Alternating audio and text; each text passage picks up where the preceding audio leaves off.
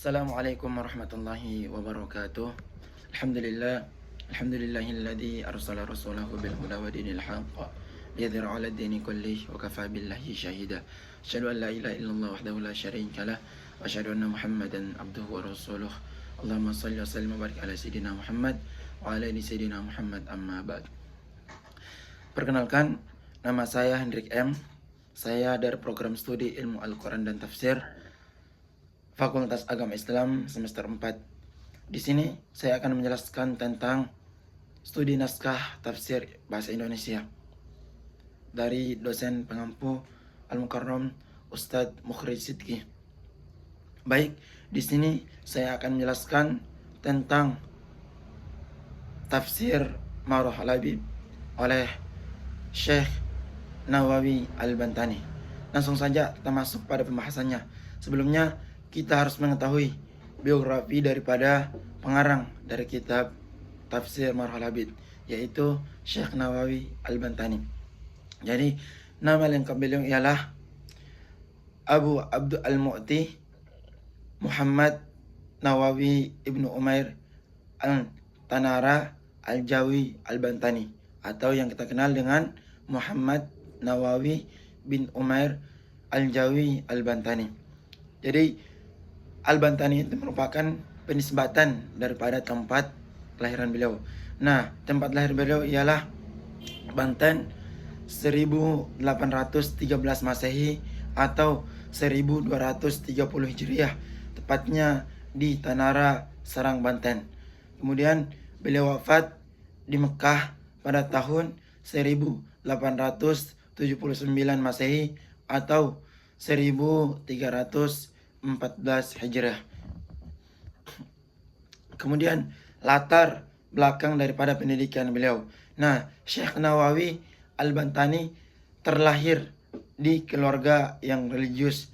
Ayahnya bernama Syekh Umair bin Arabi Al-Bantani. Ini merupakan seorang ulama di Banten. Ibunya bernama Zubaidah.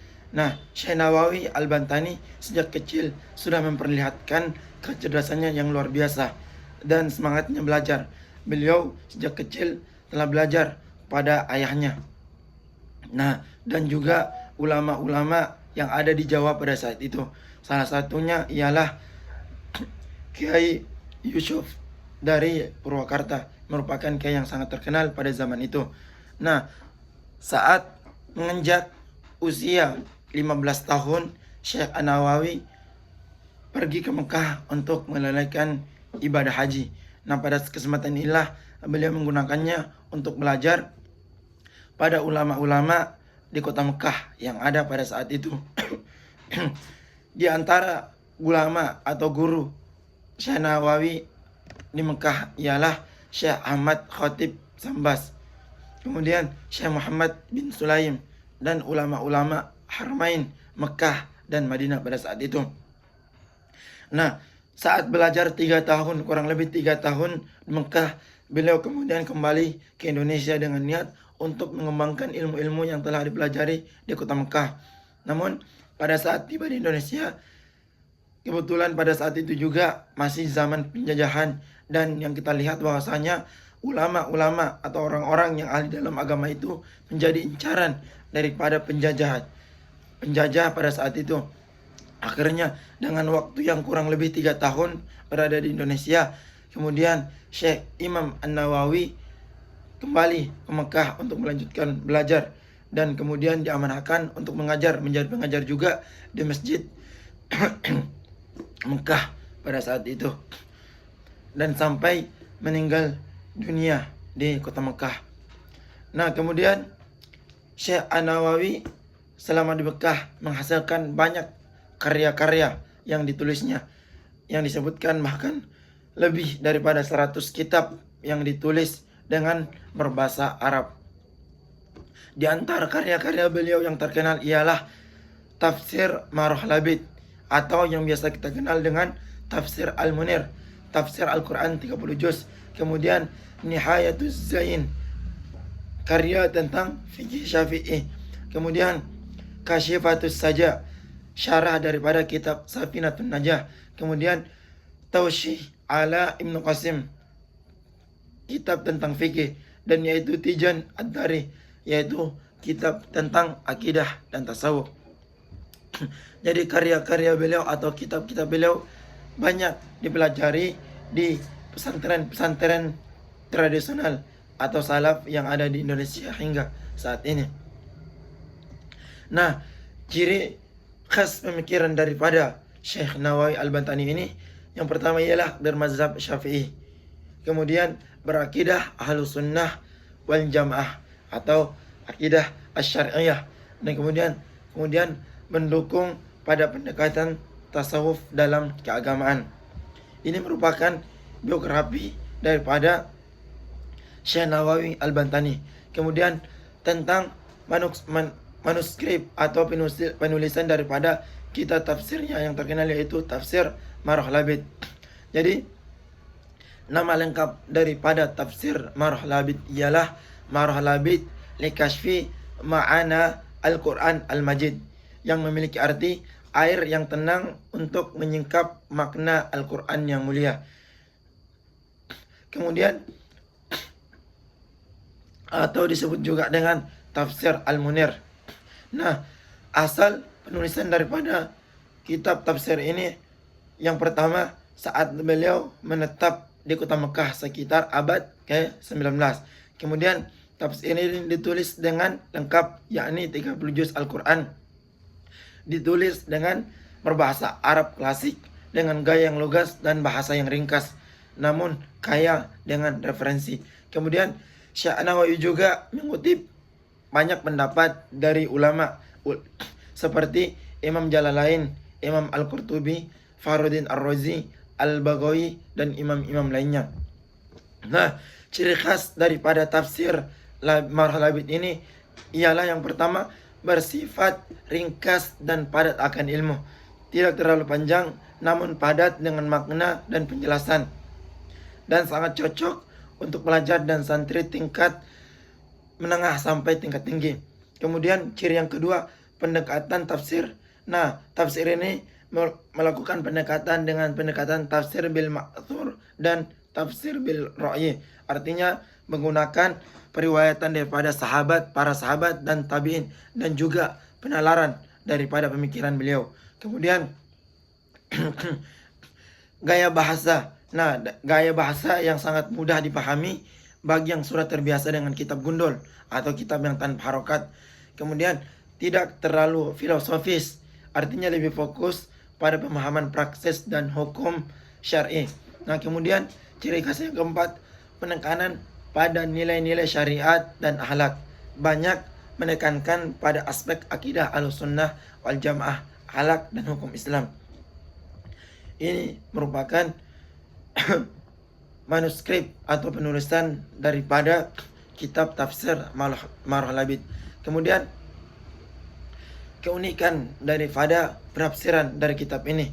Nah, Syekh Nawawi seringkali mengaitkan ayat dengan pembinaan akhlak dan penyucian jiwa. Ini khas merupakan tafsir daripada Marah Labid. Kemudian contohnya, misalkan kita ambil contoh dalam ayat kedua surah Al-Baqarah, "Dzalikal kitabu la raiba fihi hudal lil muttaqin."